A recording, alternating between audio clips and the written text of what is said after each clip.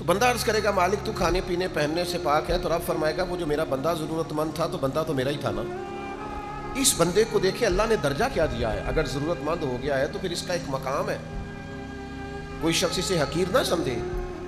لیکن اتنے بڑے شرعی درجے کے باوجود بھی اس کو یہ اجازت نہیں ہے کہ یہ کوئی لالچ پیدا کرے، اب یہ ذہن بنا لے کہ میں کوئی شخص اگر کسی وجہ سے میرے قابو آ گیا ہے، میرے حصار میں آ گیا، تو میں اسے لوٹنا شروع کروں، میں کسی طریقے سے اس کے مال کو اپنے قریب کروں۔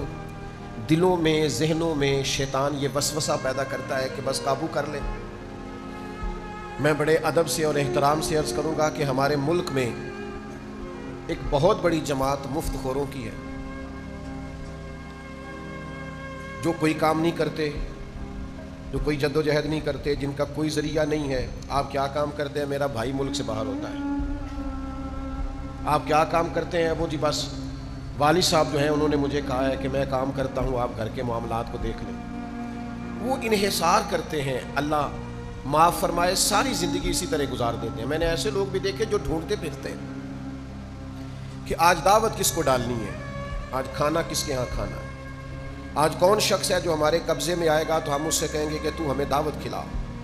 یہ انداز درست نہیں ہے، مومن کی شان یہ نہیں ہے۔ مومن کا رازق تو اس کا اللہ ہے، اس کا تو عقیدہ بڑا ستھرا ہے، اس کے نظریات بڑے شاندار ہیں، وہ کبھی بھی اس طرح کا ذہن نہیں بناتا کہ وہ کسی سے کچھ چیز ہتھیا لے۔ تحفہ دینا لینا سنت ہے، پر تحفہ مانگ لینا،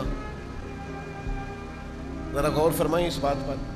یہ کیا بات ہوئی کہ تحفہ مانگ لیا آپ نے؟ مجھے بہت سارے دوست پوچھتے ہیں کہ آپ کی انگوٹھیاں بڑی تبدیل ہوتی ہیں۔ میں نے کہا دوست تبرک مانگتے اب کیا کروں؟ تو ایک دوست نے مجھے مشورہ دیا، اس نے کہا جو تبرک مانگے اسے کہنا 2 دے جاؤ 1 لے جاؤ، کیونکہ اور جگہ بھی تو تبرک دینا ہے نا، صرف آپ کا ہی تو حق نہیں ہے۔ تو تحفہ مانگ لیا جاتا ہے باقاعدہ، یہ انداز مومن کا نہیں۔ مومن کا توکل، اللہ کی ذات پر بھروسہ بڑا مضبوط ہوتا ہے، اسے خالصتاً اپنے رب پر بھروسہ کرنا چاہیے، اور جو اللہ پہ بھروسہ کرے اللہ دنیا اور آخرت میں اس کے لیے کافی ہو جاتا ہے۔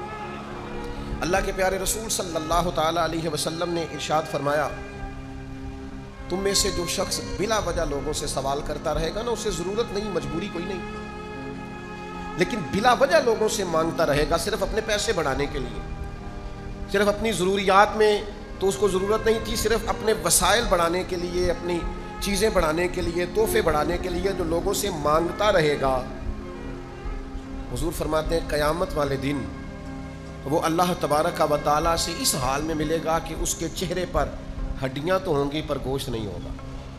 یہ بخاری مسلم میں موجود ہے۔ ہر وقت مانگتا رہا لوگوں سے، کوئی ضرورت نہیں تھی، کوئی مجبوری نہیں تھی، لالچی ہو گیا، حریص ہو گیا۔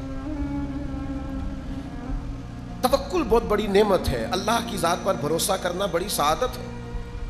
اور پھر یہ کہ بندہ رب سے مانگے نا تو مانگنے میں عزت بھی بڑھ جاتی ہے، اور اس بارگاہ سے تھوڑا بھی ملے، بظاہر قطرہ بھی ملے تو وہ کئی دریاؤں سے زیادہ ہوتا ہے، وہ کئی سمندروں سے بڑا ہوا ہوتا ہے۔